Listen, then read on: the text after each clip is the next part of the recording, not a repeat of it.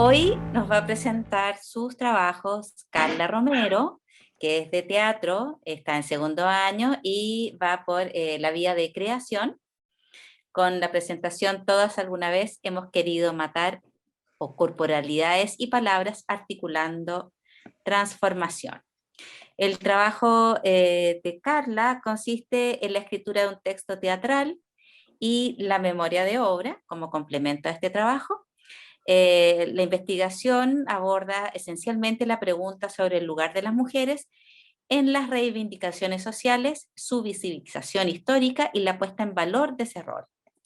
Después de Carla, nos va a presentar Manuela Montero, que es de Artes Visuales, también está en segundo año y también vía creación, y su presentación se llama Naturalismo y Representación, Procedimientos Reimaginados, en el que Manuela revisita o reflexiona en torno a la ilustración naturalista de Claudio Gay.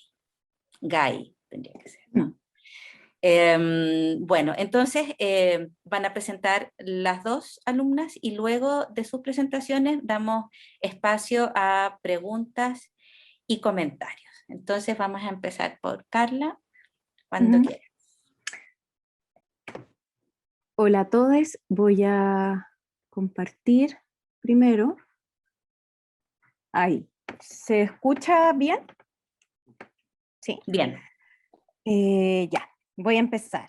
Como decía Carolina, yo soy Carla Romero, actriz y dramaturga y estudiante del Magíster en Artes, Mención Prácticas y Estudios Teatrales. Y mi proyecto es de creación e investigación y tiene como título tentativo Todas alguna vez hemos querido matar, o corporalidades y palabras que articulan transformación. Para mí es súper importante situarme desde donde yo estoy viendo, haciendo el magíster y mi proyecto. Y bueno, todo esto surge a partir de la necesidad de tener registros que me constituyan como persona y de explicarme mi pedazo de mundo. A mis 6 años, yo ya sabía lo que era esconder amigos o amigas, hablar bajito, ahí está, y contestar el teléfono corriendo y anotarlo todo. También a los 6 años esperaba que mi abuela, con quien pasaba mucho tiempo, dejara de llorar cuando un Paco se le acercara, porque la verdad ya no me aguantaba la risa. Bueno, esa fue la primera vida que tuve. La segunda fue la adolescencia, me la voy a saltar, la voy a omitir mejor, y la tercera fue en la Escuela de Teatro de la Universidad Católica, en donde lo más político que yo pude hacer fue la casa vacía con el querido profesor Carlos Cerda, y no por censura, por mis profesores, sino porque simplemente a mis compañeros no les interesaban esos temas, se aburrían, tendrían sus razones y yo tenía las mías. Y esa situación me tenía muy intranquila y llegué a pensar que ese no era mi lugar, ni la actuación, ni la católica, ni el teatro. Pero también aquí forjé a 2 grandes colegas y amigas con las que terminé haciendo un proyecto muy importante en mi vida con un dramaturgo muy destacado que es Guillermo Calderón. Y en eso yo estaba actuando un montaje que se llamaba Villa más Discurso, cuando de repente uno de los personajes hablaba sobre las formas de tortura, ¿no es cierto?, que ella había sufrido. En ese minuto había uno de mis seres queridos mirando la obra por primera vez y yo me descoloqué. O sea, eso fue un momento para mí súper decisivo. Tarde, o sea, ya habíamos dado muchas funciones, bueno, pero ese fue mi momento, ¿no es cierto? Y donde se me mezcló la realidad con la ficción. Marcó un hito en mi quehacer creativo y esa condición ha permanecido en mi vida y en mi oficio. Entonces, eso digo que yo hago un poco. Yo mezclo la realidad con la ficción, ¿no es cierto? En un juego lúdico que me hago a mí misma, digo que pirateo. Robo pedazos de realidad y los hago parte de mi vida, una vida que me gustaría vivir. Y entonces atrapo pedacitos o atravieso pedazos de la realidad y lo escribo para que no se me olviden, que pueden ser de otra forma, más amable y cariñosa, pero no exentas de dolor. No tiene que ver con que yo crea un mundo mágico, sino de cómo me gusta intervenir esos pedazos. Con este proyecto de escritura, en específico, busco contribuir, ¿no es cierto?, por medio de la creación de un texto dramático a la discusión, como lo decía antes, en el rol político histórico de las mujeres en la historia reciente en Chile, y tensar la relación que existe entre eso, lo histórico y lo político, con lo íntimo y lo doméstico, ¿no es cierto? Estas grandes luchas épicas, cómo se mezclan en la vida real, porque pareciera que en los libros de historia no se mezclaran. Instalar la pregunta también, por medio de la escritura del texto dramático, cómo los cuerpos de las mujeres articulan aparatos de desobediencia. Después yo ponía esto y lo leía antes y decía, bueno, desobediencia también puede ser resistencia, aunque esa palabra igual a veces me cuestiono, pero bueno, a pesar de ser sujetos históricamente reprimidos. Bueno, ese era, ¿no es cierto?, mi objetivo, y en eso yo estaba y tenía un plan para eso, y mi plan inicial era, a través de metodologías del teatro documental y político, escribir una obra en donde las guerrilleras, específicamente el Frente Patriótico Manuel Rodríguez, me contaran su historia y yo hiciera una obra de teatro y aportar un poco a esta historia oficial, ¿no es cierto?, y ponerla un poco de colores como súper feministas, ¿no? Verdes, morados y eso, pero resulta que eso no pudo ser. Mi plan inicial fracasó.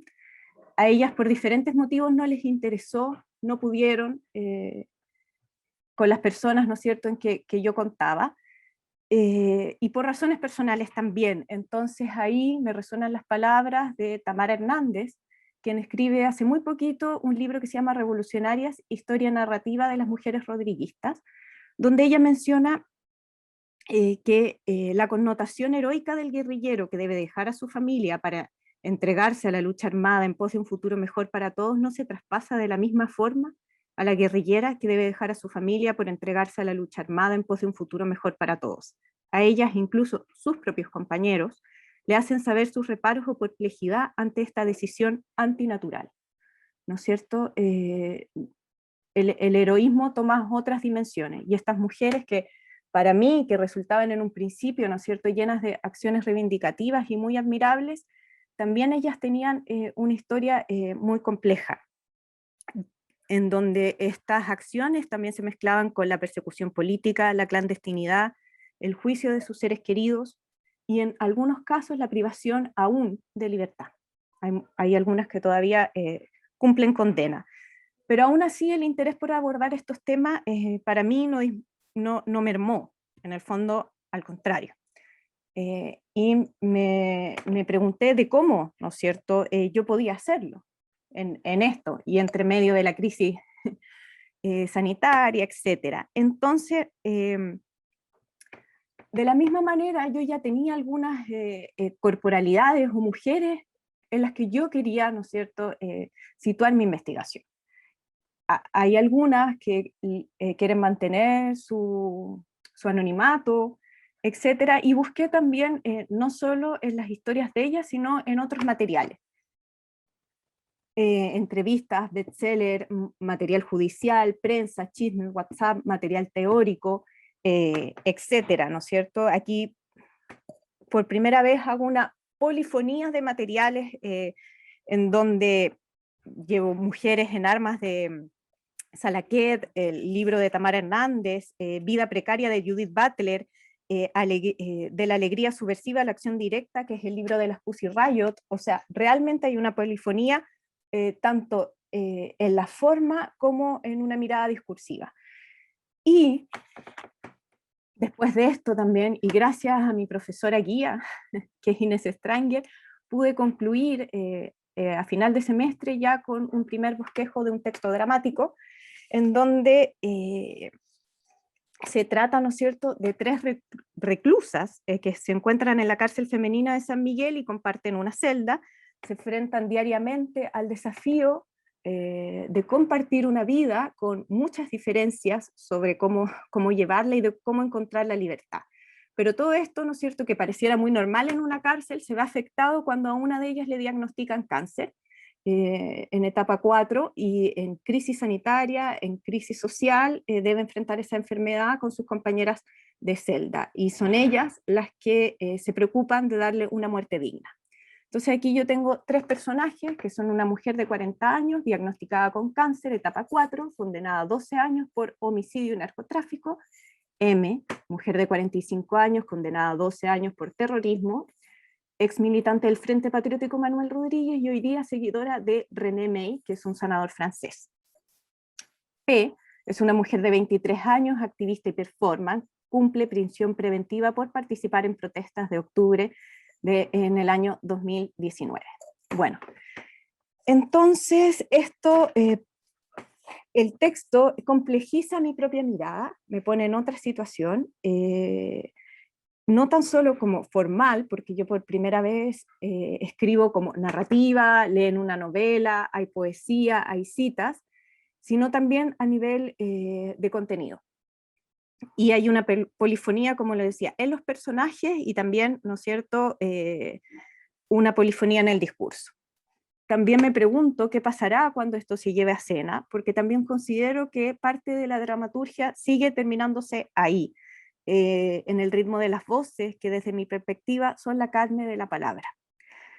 Bueno, entonces un trabajo que estaba pensado desde un lugar rememorativo y desde el pasado se vincula completamente en el presente. Y me lleva a pensar a mí, como a los personajes, en encontrar formas y prácticas que permitan sobrevivir y disputar un espacio para tramar una vida distinta. Es ahí, ¿no es cierto?, donde yo me encuentro en mi proyecto para ahora articular esta memoria de tesis. Y quiero decir que este proceso escritural lo llevé en medio también de otro proceso que es la vida, porque como yo decía, para mí incluir lo doméstico, lo íntimo, en el quehacer y en la historia del teatro, porque no me hago tanta expectativa, es importante, porque pareciera que los dramaturgos y dramaturgas escribimos como Beckett, como mirando un árbol en una pieza blanca, y no. Esto está escrito con la maternidad, con las amigas, con los amores, y eso para mí también es como un manifiesto desde qué lugar uno hace lo que hace. Creo que todos lo podemos hacer desde lugares distintos, sin duda. Pero creo que está lleno de interrupciones, planes fracasados y vidas dispuestas a tener la convicción, como dice uno de mis personajes, que es K, a que la paz es para las mojigatas y la felicidad es para nosotras. Me gustaría terminar con una cita que es como una metacita al texto que dice Marcela cuando se despide. No todo el texto es tan triste, hay harto humor, pero cuando ya se apagan todas las luces, las voces de las amigas vivas y de las amigas muertas se van a volver a escuchar, porque juntas vamos a despedir cada día, y en cada despedida va a haber una pequeña muerte, y en esa pequeña muerte vamos a morir para volver siempre a vivir. Son palabras que están inspiradas en Tatiana Fariña, una ex guerrillera del Frente Patriótico Manuel Rodríguez, que murió por el estallido de una bomba, y su muerte obviamente está investigándose. Eso. Muchas gracias. Gracias, Carla. Bueno, seguimos con Manuela. Ya, voy a compartir la pantalla.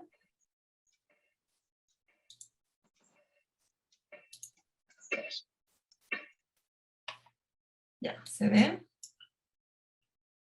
Sí, todo bien. Ya, perfecto. Bien, buenas tardes, compañeros, compañeras, docentes del programa y también asistentes al coloquio. Hoy voy a presentar una introducción a lo que ha sido mi trabajo de investigación para la creación artística, y el proyecto se llama Naturalismo y representación, procedimientos reimaginados.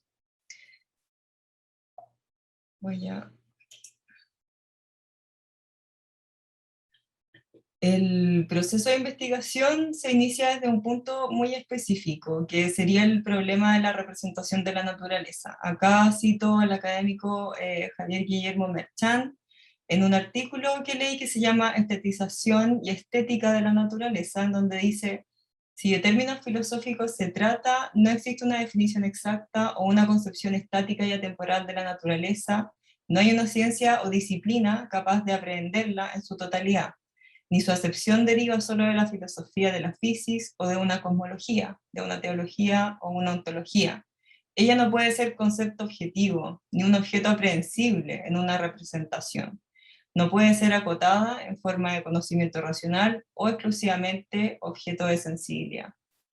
Este proyecto se gesta desde una inquietud personal a partir de la apreciación de estas láminas de ilustraciones naturalistas que se encuentran en el Atlas de Claudio Gay, quien es uno de los naturalistas más reconocidos en Chile del siglo XIX. Al iniciar esta investigación a principios del año pasado me centré en una imagen en particular, uno de los grabados contenidos en esa publicación, que sería la lámina de la huiña. De aquí en adelante, esta lámina, esta imagen en definitiva fue tomada como objeto de análisis y por consecuencia gatilladora de todas las implicaciones de subjetividades que están asociadas a los planteamientos posteriores. Propongo un ejercicio visual. Haciendo una cita directa a la obra de la traición de las imágenes de Magritte, se interviene el texto inicial de esta lámina y se presenta como una propuesta para cuestionar lo observado desde múltiples posibilidades. La lámina original dice huiña, y esta que yo estoy planteando acá dice esto no es una huiña. La imagen que presento está alimentada conceptualmente a partir de la reflexión sobre la representación histórica de la relación entre ser humano y naturaleza. Poco habría de imaginarse Gay que esta lámina ilustrativa se prestaría como material de escrutinio estético para hablar de subjetividades ligadas a las representaciones de los estudios científicos y cómo esto se instala, desde un poco lo que plantea este proyecto, como un antecedente de las crisis ambientales contemporáneas.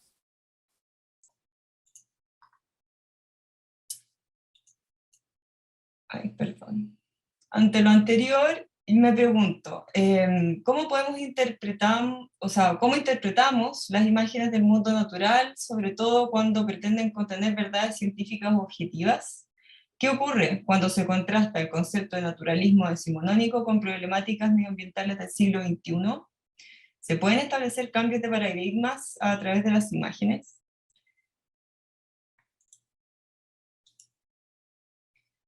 La ilustración naturalista constituye para mí un problema de representación que permite establecer un lugar común para poner en cuestión la relación que tenemos los seres humanos con lo que denominamos naturaleza. Esta relación en un contexto contemporáneo pareciera tener matices dicotómicos o excluyentes, al hablar de naturaleza generalmente desde la otredad, como algo de lo cual no somos parte permanente, algo de lo que podemos acceder a voluntad y que incluso podemos manipular y alterar con propiedad.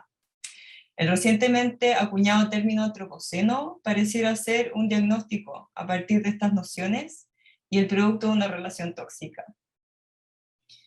Lo que estoy mostrando acá es parte del proceso. Voy a mostrar algunas imágenes mientras ahondo un poco también en el texto, para que en el fondo como que se vayan superponiendo, lo que también responde un poco a la lógica de investigación y la metodología usada para crear la obra. Entonces esta animación, bueno, es súper larga, pero en definitiva muestra cómo se llega a, bueno, a ese resultado, digamos. De esta manera se presenta el objetivo general de mi proyecto, que sería reflexionar acerca de la relación de afección que existe entre el ser humano y la naturaleza mediante una mirada crítica del concepto naturalismo y sus representaciones visuales.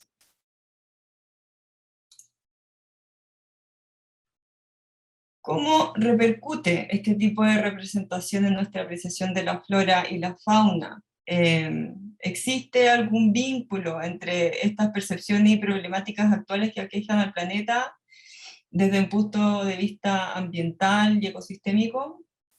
A partir de estas preguntas, bueno, y muchas otras, busco generar aproximaciones desde la práctica artística, no precisamente para responder de forma categórica, sino que para explorar posibles vínculos de manera abierta y también interpretativa. El proyecto pretende enfocarse en algunos aspectos propios de las problemáticas contenidas en el Antropoceno, en específico la extensión masiva de especies por causas antrópicas, o sea, de origen humano. El proceso de creación se instala desde el entorno estético de la búsqueda por Internet. y donde inicia sus cruces con el trabajo archivo desde la práctica artística. Se reconocen ideas que hacen referencia al acto de imaginar propuesto por Viren Flusser, donde imaginar se entiende por, abro cita, la capacidad de concretizar lo abstracto y que tal capacidad es nueva, que fue solo con la invención de aparatos productores de tecnoimágenes que adquirimos tal capacidad, que estamos viviendo en un mundo imaginario, en el mundo de la fotografía, de los films, del video, de los hologramas, un mundo completamente inimaginable para generaciones precedentes. Bueno, lo superficial, ¿no? Entonces se vuelve concreto y es un nivel de conciencia nuevo. Por medio de esta conciencia que entrega la experiencia estética de Internet y lo digital, el proyecto se desenvuelve como una red de relaciones que fluctúa entre los dominios de la historia natural, la sintaxis de la imagen, la herencia de ciertos cánones científicos decimonónicos y la urgencia de hacer visibles las consecuencias de un foco antropocéntrico perpetuado del pensamiento positivista surgió a inicios del siglo XIX. Me gustaría enfatizar también la importancia del trabajo con el archivo desde la práctica artística y cómo ha significado un eje material procedimental indispensable para mi trabajo. Recogiendo algunos postulados de Ana María Watch, valoro aquella cualidad del aparato archivístico de generar significados, como señala la autora, la cual se inicia en una búsqueda entendida como procedimiento para luego dar pie a la recopilación, combinación y reinterpretación de lo que guarda el archivo.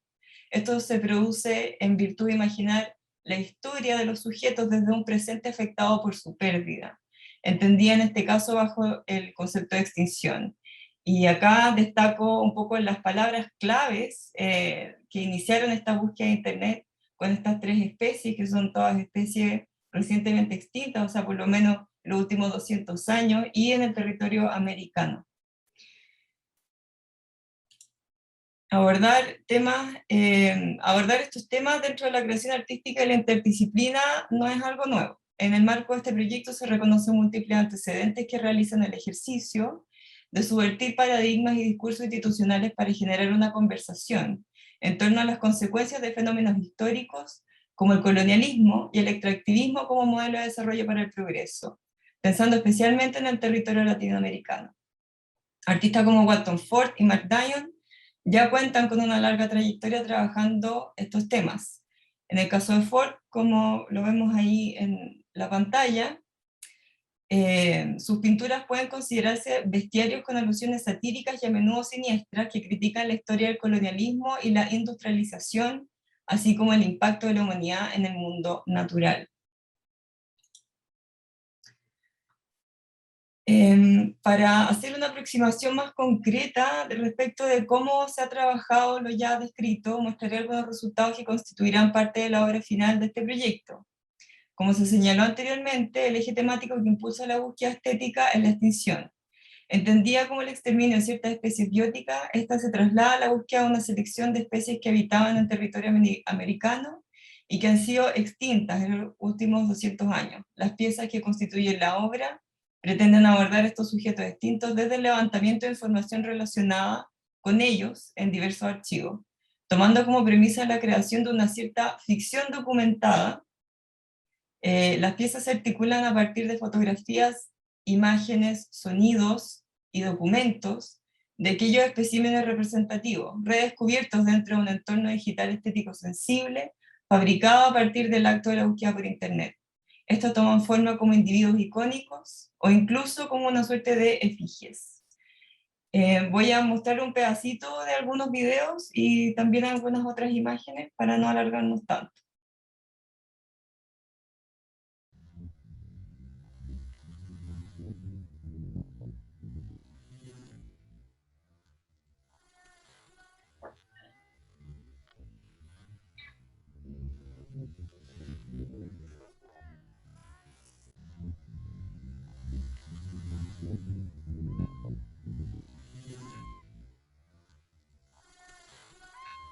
The only quadruped native to the island is a large wolf-like fox, Canis antarcticus, which is common to both East and West Falkland.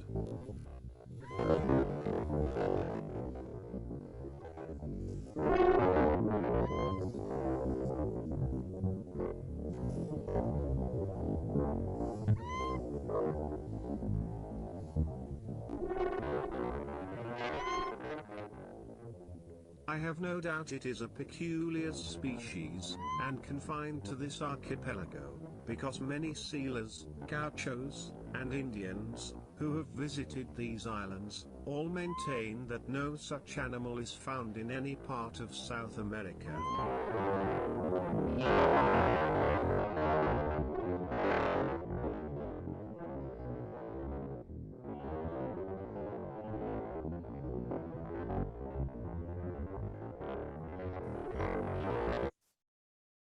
¿Se escuchó el audio? Ya, perfecto. Aquí hay una imagen de un montaje que hicimos a fines del año pasado con Valentina Serrati, quien es mi profesora guía, donde se mostraba este video en conjunto con la animación que presenté al principio, en una especie como de diálogo, ¿no es cierto?, de la imagen, el texto, y en el fondo construyendo esto como una instalación. También este año lo que hemos hecho ha sido abordar la segunda especie, porque lo que yo me propuse era abordar 3 especies. Este otro semestre, o sea, el semestre que estamos cursando, digamos, voy a terminar esta investigación para, en el fondo, cerrar ese ciclo. Y a partir de esta otra investigación también surgieron otros hallazgos que tienen que ver como con el tema de las pantallas, con el tema de la luz, y cómo esto también se puede traducir quizá o tener una salida como más cíclica, ¿no es cierto? La imagen que se captura en la pantalla, que se puede imprimir y que se puede reinterpretar a través de la materialidad y quizás volver a interpretarse de manera digital. Entonces, estas son las últimas exploraciones que han surgido. Y bueno, acá hay otro video que también voy a mostrar un pedacito para que se hagan un poco la idea de qué es lo que se está trabajando en el fondo con esta segunda parte.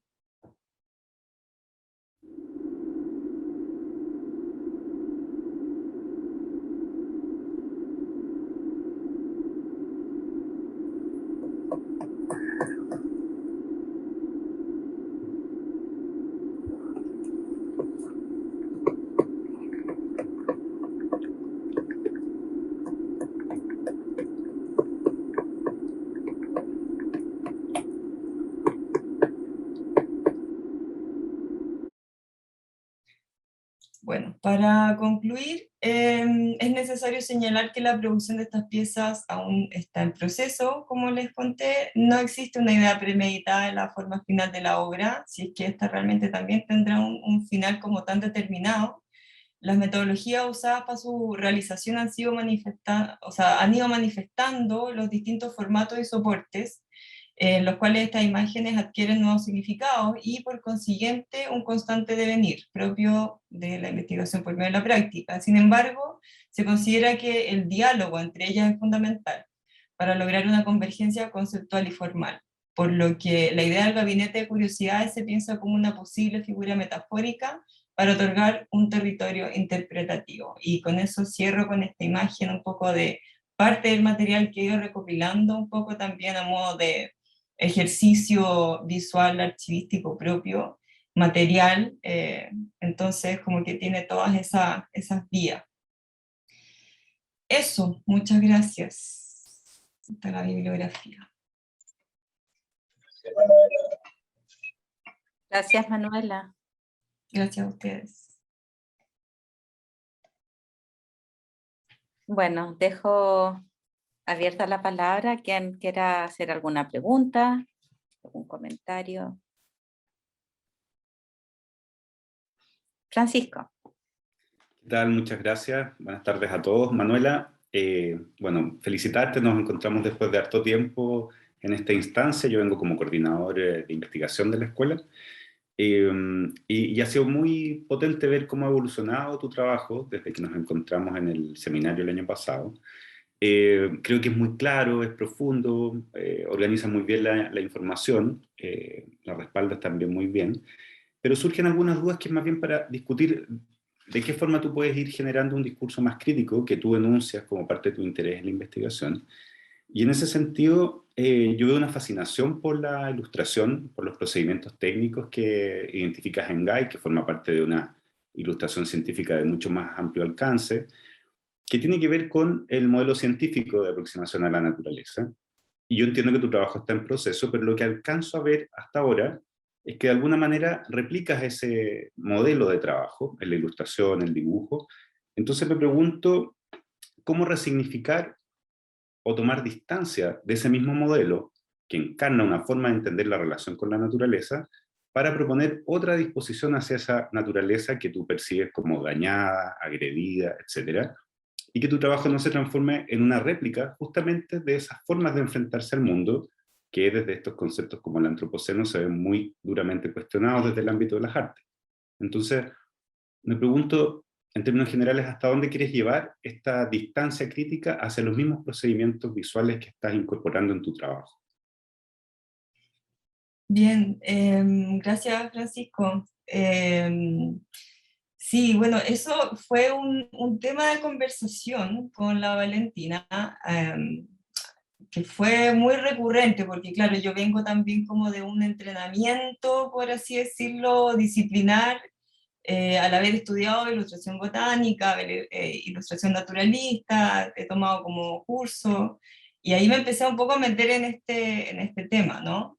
Y por eso mismo yo reconozco que hay ciertos procedimientos que están como perpetuados a lo largo del tiempo y que a pesar de la época en que estamos no han cambiado tanto desde esa época, ¿no es cierto?, de Claudio Gay. Al principio yo tomaba estos mismos métodos y los utilizaba, por ejemplo, para hacer el dibujo del zorro, pero a partir de especímenes taxidermizados. Entonces, quitarle un poco el rigor de alguna forma científico de tener, bueno, no puedo tener especímenes vivos, por ejemplo. Entonces, la búsqueda del archivo empatada también con los relatos, que eso también es otra cosa que se ha dejado un poco de lado en lo que se entiende por ilustración científica. En un minuto la ciencia y el naturalismo se dividió, ¿no es cierto? Entonces, el tema del relato se dejó de lado por parecer un poco romántico. Acá yo lo vuelvo a rescatar sobre todo con el tema de la búsqueda por internet, y creo que ahí es donde el trabajo se está desviando un poco de lo más tradicional, o por lo menos del concepto como de la mímesis, que es tan importante, ¿no es cierto? Para generar sobre todo en los videos, o sea, en las piezas audiovisuales, una experimentación, una propuesta diferente como para pensar por lo menos, ¿por qué me está mostrando esto? Eh, y eso está relacionado con los territorios, está relacionado, como te decía, con los relatos de otros naturalistas, está relacionado también con, como con los paradigmas y como con esos choques, o sea, porque muchas de las imágenes que yo presento son especímenes recopilados por Darwin, por ejemplo, que vaticinaba un poco la extinción de esta especie. Entonces, finalmente yo pretendo que en la obra final se dé un poco ese espacio para la libre interpretación de estos videos que son un poco más abstractos, y el tema de la recopilación y la recombinación de material de archivo. Entonces, no tengo una respuesta concreta respecto a cuál es como mi producto visual específico que se diferencia tanto de la ilustración naturalista, pero sí los métodos de la ilustración científica y naturalista me han servido para pensar estas otras cosas, o por lo menos para cuestionarla, desde donde yo la entiendo. Claro, en ese sentido, Manuela, tal vez sería interesante, pensando que esto es un coloquio, ¿no? Y no tratando de definir respuestas ni orientar tu trabajo, para nada. Pero justamente lo que da origen a esta aproximación científica y artística es esta mirada cartesiana respecto a la naturaleza, ¿no? Un distanciamiento corporal, sensorial, sensual y afectivo sobre el mundo, y que tal vez hay que remirar si es que esa noción de naturaleza te sigue siendo útil para tu trabajo, ¿no? Ya que estás en esta lógica de colonial, me preguntaría si la noción de naturaleza incluso es válida. Claro, sí, es una súper buena pregunta. No sé si tengo una respuesta.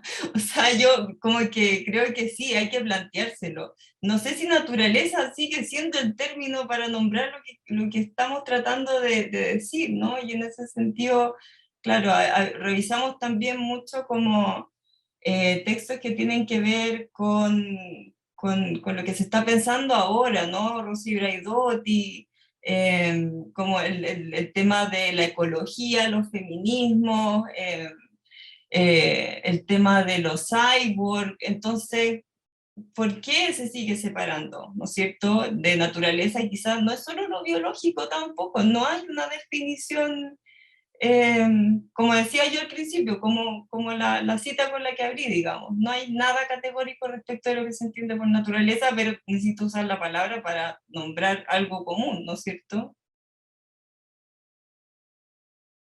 Perfecto, muchas gracias.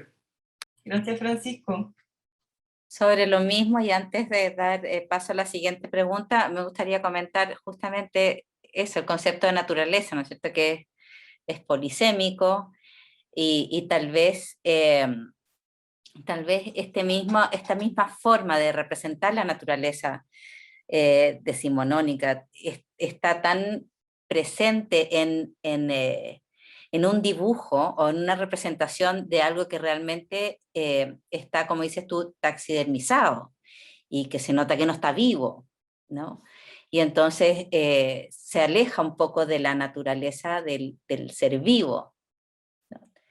Es bien curioso representar la naturaleza desde tomando una distancia de la naturaleza y no estando inmersa en él. Ahí creo que lo que falta en esa ilustración, no hablo de la tuya, sino que la ilustración que muestra es justamente lo que está vivo. Ok, tenemos una pregunta de Cristian Fernández. Y tu pregunta, Cristian, ¿dónde está Cristian? Acá. Aquí está Cristian. Hazla tú mismo. Gracias. Bueno, felicidades a mis dos compañeras, muy buenos trabajos. Mi pregunta es para Carla, ¿ya? Em, es una pregunta, espero se entienda bien, porque yo más o menos igual uno se puede imaginar la respuesta, creo que está como implícita a lo largo también de tu relato. Creo que hay como un tema como experiencial bien potente y un tema como una historia de vida que se logra entender muy bien. Em, Ahora igual me gustaría quizás escuchar como de tus palabras cómo se cierra o cómo se va cerrando un poco también este círculo, porque en algún momento mencionas que uno de tus objetivos es el tema como del rol histórico de la mujer, digamos dentro de la historia de Chile, que bueno, la historia de Chile es algo muy amplio. Y dentro de eso escoges un tema bien específico, digamos la historia de estas guerrilleras. Entonces, de alguna manera, eh, me surge un poco la duda de cómo cerrar esa reflexión en torno a la pregunta de cómo en el fondo ese hecho específico para ti ayuda a resignificar, digamos, esta como hilo muy grande que es la historia de Chile. En ese sentido, por ejemplo, cómo tú generas este manifiesto que aporta como a una, como digo, una relectura de la mujer como una otra edad, como un continuo, no sé si se entiende bien, como desde esto específico, cómo ahora se cierra a este como gran concepto macro que tú pones en tus objetivos, que es como la historia de Chile, ¿no? Claro, quizá ahí yo debería decir mi historia de Chile, porque dentro de la historia de Chile tiene que ver con algo bien ingenuo de decir que las acciones hechas por mujeres que colaboraron, que colaboran y que, ¿no es cierto?, llevan las reivindicaciones sociales en el pasado y hoy también estén en algo tan simple para mí como en los libros de clase que nos pasan a nosotros para estudiar la historia de Chile. Además de Inés de Suárez, no conocía a otra yo, no había ninguna. Entonces, y sí las hay, y sí las hay. Y ahí es mi pequeño grano de arena, en cómo estas mujeres, que para mí a pesar del valor, ¿no es cierto?, o los grandes, no sé cómo podríamos llamarle, pero como las decisiones también las hicieron, ¿no es cierto?, perder vidas, porque muchas viven en la clandestinidad, ¿no es cierto?, colaboraron en estas luchas reivindicativas y nos colaboraron también en lograr derechos, básicamente, o incluso nos ayudaron a estar en el momento en que estamos, políticamente, ¿no? No solo sus reflexiones, sino sus luchas, lo que ellas hicieron, algunas, ¿no es cierto?, que están presas, y en ese sentido yo creo que es como súper, para mí ya nombrarlas, verlas, poder corporalizarlas y saber que existieron, es suficiente, digo, yo no creo que con el teatro uno logre mucho más. Entonces no podría cerrar la reflexión tampoco, porque yo me planteo un texto dramático como un problema, o sea, un problema que no se resuelve. Entonces uno escribe un texto porque está en un problema e intenta resolver ese problema. Muchas veces no tiene respuesta.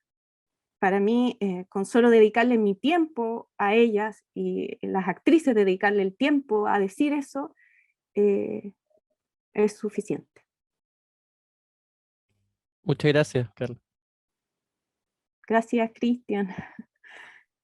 Ana. Hola a todos.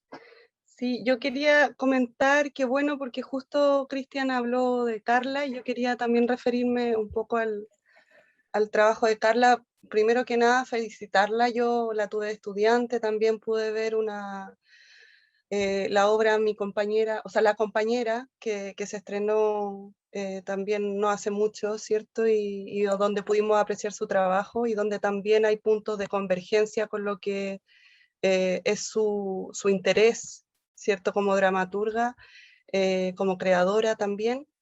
Y me parece bueno, queda muy en evidencia este relato personal, biográfico, sentido, ¿cierto? En que el rol político, histórico, se tensiona de alguna manera en estas mujeres, en lo íntimo y lo doméstico, bueno, que es algo que me imagino Carla vive también. Yo lo vivo también como madre y trabajadora. Y creo que resulta de un tema, especialmente en el contexto en el que estamos ahora, de extraordinaria fuerza y relevancia para los estudios académicos desde este espacio. Creo que es urgente y necesario también.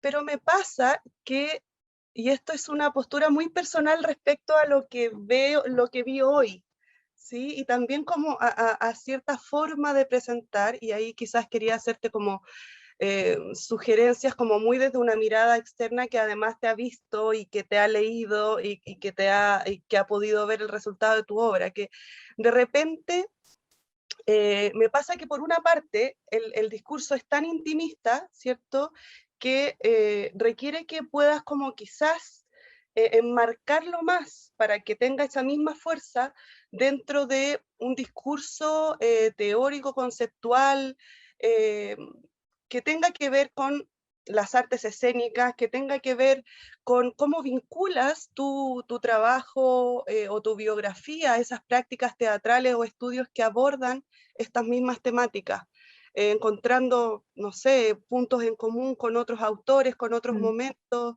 de tu propia mirada. Y lo que quería decirte como respecto a lo muy personal, ¿por qué creo que es importante? Porque creo que no sé si hoy día te vi tan convencida como me convences cuando te leo o veo los resultados de tu trabajo, ¿sí? Como que de alguna manera creo que tu palabra escrita tiene tanta fuerza que deberías como mostrarla más, ¿cierto? Para segurizar esa voz cuando describes o cuentas de tu propia historia, por qué viene. Yo sí creo que se puede, quizás no vamos a cambiar el mundo, no vamos a cambiar la realidad de muchas mujeres, pero cuando dices que no creas que el teatro pueda lograr mucho más, yo de verdad creo que sí es muy importante lo que estás haciendo, lo que estás diciendo, lo que estás defendiendo, lo que estás como construyendo a partir de tu dramaturgia. Y creo que eso está muy claro cuando uno ve tu trabajo, pero quizás en la manera de presentarlo se pierde un poquito esa fuerza, ¿sí? Entonces, no sé, yo de repente me agarraría más del texto para que en tu voz, cuando describes o te presentas como investigadora, transmita eso que creo que es muy potente de tu trabajo. Sí, sin duda, es algo que me cuesta mucho poder... yo creo que no, que quizás sí tengo los referentes como conceptuales en los que me instalo, pero poder como... Cuando yo escribo siento un poco que es casi como que actuar, está mi cuerpo escribiendo, ¿no es cierto? Entonces, es ahí donde se me complejiza todo, porque no logro muchas veces expresarlo como quisiera. Como en el fondo, no creo que tenga que verlo con hilar conceptualmente, porque claramente, o sea, hay referentes sobre este teatro muy claros, o sea, desde la Isidora Aguirre, ¿no es cierto?, que es una de las primeras que trabaja como mujer o, con referentes documentales y mezcla un poco la ficción con la realidad, ¿no es cierto? Y por supuesto grandes escritoras. Entonces, claro, para mí viene como de un lugar tan... donde se mezclan tantas cosas que yo entiendo que en mis textos esté mucho más claro, porque ahí puedo decir lo que quiero, no siendo yo, básicamente, y diciendo bien políticamente incorrecta también. Entonces, claro, ahí es donde me quedo corta. Yo creo que tiene que ver con una censura a mí misma, que no me pasa cuando escribo, porque es otra cosa.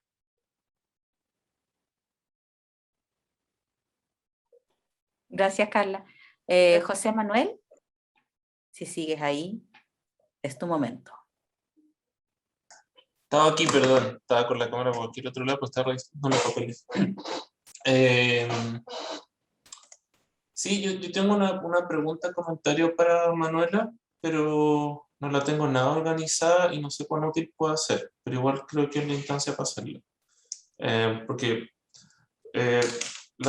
parto de la pregunta es, algo aclaraste, pero quizás podrías profundizar más en por qué elegiste Claudio Galles particularmente y su ilustración.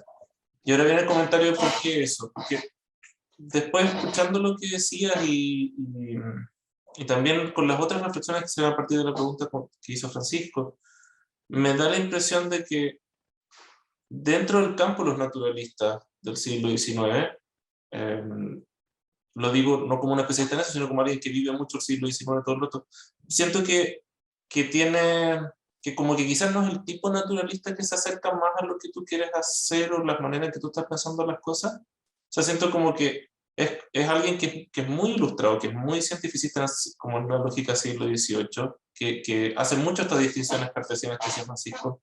Pero hay otros naturalistas que están pasando por Chile, o todos los que más siguen la corriente alemana y como que siguen más la idea de Humboldt y esta cosa como de estar en el cosmos y estar en el lugar y estar en el espacio y vivir y ir a meterse a la naturaleza y como vivir más de la descripción de esa naturaleza en la que viven, que Claudio Galles hizo muy poco, ¿no? Eso como que ese espacio donde uno habita, no pienso solo en Filippi, sino también en gente más menor o menos conocida como Alexander Simon, ¿no? Que en el fondo hacen esto de ir a vivir a los lugares y todo. Y también porque me parece que conecta con algo que mencionaste entre medio, que harto de lo que leí últimamente, la crítica a viajeros y científicos europeos de ese periodo tiene mucho que ver con la ausencia de seres humanos también. Que mucha de su narración, muchas de sus imágenes plantean como una especie de tierras sin humanos. Cuando vienen a dibujar América o Asia, otros lugares que no son Europa, y que esa tierra sin humanos hoy en día nos golpea mucho, ¿no? Porque es evidente la acción como muy concreta de invisibilizar que hay personas también, que no son bosques con animales como naturales donde no hay nada. Y entonces te hago esa pregunta en torno a eso también porque creo que apunta a algo que comentaste entre medio también, esta idea de si él habría estado consciente de esa perspectiva estética o qué hubiera pensado él. Y lo conecto a dos preguntas o un comentario y pregunta final que es, ¿has pensado trabajar más con colecciones locales? No solo en el Museo Histórico Natural, sino como colecciones regionales quizás. Pienso en este caso, por ejemplo, de este, ya no me acuerdo, este zorro como de la Falkland que estás trabajando. Pienso que justamente hay un equipo que creo que está trabajando en trazar la genética conjunta entre varios de los tipos de zorros del sur de América y la Patagonia, y por último, que se acaba de fundar asociado a la Universidad Católica un instituto que se llama Instituto Secos, que tienen un presupuesto y tienen unas ganas de desarrollar un área que es de justamente repensar la ilustración artística en base al problema como de socioecología, sobre todo en comunidades costeras de América Latina. Y sé que tienen muchas ganas de trabajar justamente esa pregunta, entonces igual te lo dejo ahí lanzado por si has estado en contacto con ellos o te gustaría tener más contacto con ellos, porque creo que les podría interesar tu trabajo. Eso. Ya, pues buenísimo. No, ya lo tengo acá anotado para investigarlo. Varias cosas, no sé por dónde empezar. Bueno, ¿por qué Claudio Gay? La verdad es que es por un tema más personal, como biográfico. Yo cuando era chica, en la casa de mis papás, tenía las láminas de Gay enmarcadas así como en el baño. Y siempre me pareció súper curioso el tipo de representación, sobre todo de la Viña, porque si a nosotros se nos dan esas ilustraciones por naturalistas, ¿no es cierto? Como que tuviéramos que tener ese arquetipo para identificarlos, para mí era súper poco obvio, porque tenía como un rictus raro en la cara, entonces algo me pasaba como estéticamente con la imagen. Entonces, por eso partí de ahí. En el fondo, ahí me fui dando cuenta de todo el trabajo que implica llegar a hacer esa imagen, ¿no es cierto? Y cómo, no sé, es un gato colo-colo, no es una huiña, ¿cachai? Como no hay tanto tampoco de registro para saber cuál fue el periplo específico de ese espécimen para poder ser representado. Entonces ahí es donde yo, bueno, no quiero como latear como con los detalles de lo que he indagado, pero me pareció fascinante cómo en esa noción de que es todo súper metódico y que se toma por ciencia cierta, entre comillas, por así decirlo, tiene muchos errores de por medio, errores humanos, ¿cachai? O muchas cosas que no son ¿cómo decirlo? Que en el fondo este espécimen pasó de mano en mano, como que le llegó muerto, lo mandó para Europa, allá supongo que lo taxidermizaron, ¿cachai? Porque tampoco es una certeza, con la documentación que yo tengo y revisado, supongo que fue así, porque si no, ¿cómo lo hicieron? Y ahí es donde me voy dando cuenta, ¿no es cierto?, revisando otros naturalistas como Audubon en Estados Unidos, que hacía lo mismo, que abatía los especímenes, los taxidermizaba y después hacía sus composiciones maravillosas. Entonces, un poco ese paradigma de exterminar para conservar, como que fue un poco el gatillador desde estas imágenes, y por eso decidí trabajar con la extinción. No sé si ahí se entiende un poco más esa elección. Y bueno, respecto de, yo no estoy buscando como, porque claro, tú hablas como de distintos tipos de naturalistas, ¿no es cierto? Hay algunos que, y como también señalaba yo, según un texto que estoy leyendo, en algún minuto se dividió la ilustración naturalista y la científica por lo mismo, ¿no? Porque habían unos que eran más viajeros, aventureros, y así como lado B naturalista que recopila, y también eran cazadores, entonces que recopilaban y llevaban todo por Europa, para dar a conocer toda esta especie. Pero es súper interesante lo que dices tú y es algo que realmente no he abordado tampoco y que está súper ausente en el trabajo que yo estoy haciendo también, del factor humano. Pero como el cuerpo, quizá. Sin embargo, todo la articulación en el fondo del trabajo del artificio humano, digamos, como la recopilación de archivos, las imágenes que saco de internet, que son, por ejemplo, las imágenes con las cuales parten esos videos son de personas que suben a Google Maps, ¿cachai? Y las geolocalizan específicamente, y esos son los lugares donde supuestamente se encontraban estos especímenes. Entonces, como que la acción humana, ¿cachai? Como que ha de alguna manera exterminado esto, pero queda todo lo demás. Y por eso también la noción como del vestigio, de lo que queda, de los restos, de la taxidermia, de las pieles, se hace presente como recurrentemente, y yo voy para adelante y para atrás, como que no he cerrado todavía el episodio de investigar los naturalistas, porque sigo encontrando relatos interesantes. También voy para adelante, ¿no es cierto?, respecto de cómo esta mediación tecnológica, Internet nos permite conocer la naturaleza sin estar en ella también, ¿cachai? Que es un poco lo que me pasó a mí el año pasado en la pandemia. Yo feliz habría ido al Museo de Historia Natural a trabajar con las colecciones, pero no se podía, ¿cachai? Entonces como que traté de volcarlo todo a las herramientas que eran accesibles para mí y que me eran cómodas también, que eran la búsqueda en estos archivos internacionales de, no sé, pues, museos en Estados Unidos, en Europa, Suiza, y ahí se encuentra el zorro de Darwin, ¿cachai? Y ahí se encuentra el último carpintero abatido por el naturalista que está en Estados Unidos. Entonces, a mí en lo particular me parece que todo eso es súper fascinante, pero claro, no tengo tanto tiempo y tanta instancia para hablar de eso tan específicamente en todos lados, ¿cachai? No sé si eso responde un poco a tu pregunta, es como para tratar de... O sea, yo hablo de mi procedimiento. Gracias, Manuela. Hay una última pregunta de Sebastián Macé, es cortita, o sea, espero que la respuesta sea corta, pero habla que tú has mostrado ilustración, tu proceso de trabajo en la ilustración, pero también en los videos, ¿no es cierto? Tú incorporas el sonido. Y entonces pregunta, ¿qué papel juega el sonido en tu trabajo? Gracias, Seba, por la pregunta. Bueno, el papel que desempeña el sonido primero empezó siendo en la primera exploración, porque en el fondo, claro, aquí yo me estoy como situando casi que muy patuamente como una naturalista cibernética. La primera exploración se basó un poco en la recopilación como territorial, como decía, de lo que queda. Entonces, la isla Malvinas, este zorro que se extinguió en la isla Malvinas, cómo de alguna manera yo puedo ampliar la experiencia, no solo de ver una ilustración naturalista, sino que quizás tener como otros insumos que me permitan entender, por ejemplo, el territorio donde este animal vivía. Y de ahí salió un poco la idea de trabajar con el sonido. También la voz generada como digitalmente, que lee un extracto del texto de Darwin donde se refiere al zorro en el libro donde relata el viaje en el Beagle.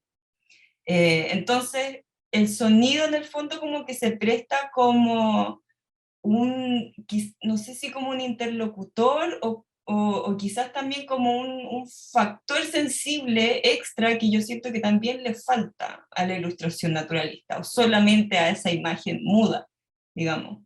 Yo creo que por eso, y Valentina también, en la lógica de hacer video y instalación, y de hacer algo que en el fondo se transforme más en una experiencia que solamente una apreciación visual de una imagen, entra un poco este desafío como del sonido, porque tampoco es algo que yo maneje a la perfección. De hecho, es primera vez que hago incursiones como sonoras en conjunto con imagen. Pero eso un poco ha sido el papel, en el fondo, del diseño sonoro.